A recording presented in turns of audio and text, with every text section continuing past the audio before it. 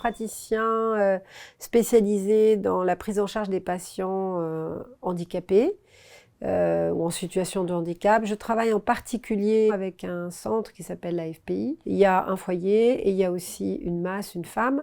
Et pour moi, c'est vrai que c'est intéressant de travailler avec ces patients-là parce que c'est des patients bien encadrés dans un établissement qui viennent me voir très régulièrement avec des rendez-vous bien organisés. Aurélien, c'est un projet, c'est pas une petite chose, c'est un projet général qui a permis de mettre en place des formations, qui a permis de mettre en place une vraie motivation du personnel. C'est un projet qui a donné de bons résultats. Moi, j'ai déjà travaillé avec eux depuis de longues années.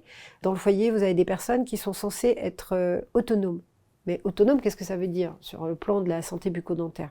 C'est pas parce que vous êtes capable de vous faire à manger ou de sortir et d'aller au boulot que vous êtes autonome sur la santé bucco-dentaire. Et ça, c'est quelque chose que j'ai eu beaucoup de mal à faire passer aux équipes parce que je demandais à ce qu'on les aide à se brosser les dents ou qu'on vérifie qu'ils le fassent. Et en fait, les équipes me disaient « mais non, ils sont autonomes ». Et là, pour le coup, le projet Aurélien nous a permis de mettre un vrai boost important. On a d'abord fait les formations. On leur a expliqué pourquoi la santé dentaire, c'était quand même important pour ces patients-là comme pour les autres. Et après, avec le programme de surveillance, de télésurveillance, ils ont pu voir eux-mêmes qu'effectivement, l'hygiène n'était pas forcément toujours au top. Et le fait de mettre ce programme en place, ça a donné une vraie prise de conscience de l'équipe. Parce que je pense que les images, les protocoles qu'on a mis en place et tout ça, ça leur a permis de vraiment prendre ces choses-là en main.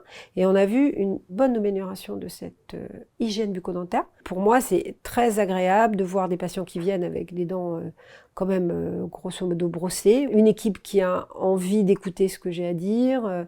Une interaction avec eux sur le projet qui est intéressante parce qu'on va modifier un protocole par-ci. On va dire, bah, lui, il faut le surveiller un petit peu plus. Ou lui, on va l'aider à se brosser les dents, lui, on va changer de dentifrice pour lui donner une meilleure protection.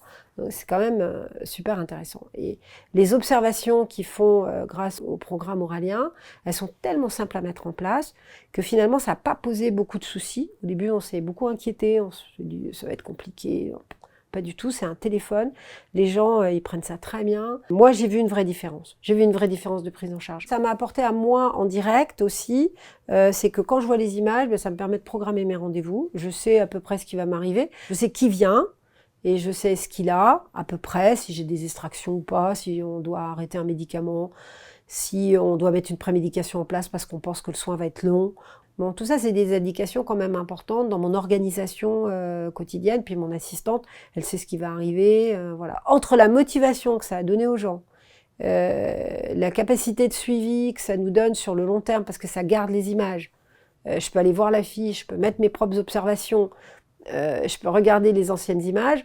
C'est quand même super confortable. Voilà, cette motivation des éducateurs pour suivre ça, c'est vrai que ça a changé complètement la prise en charge de ces patients.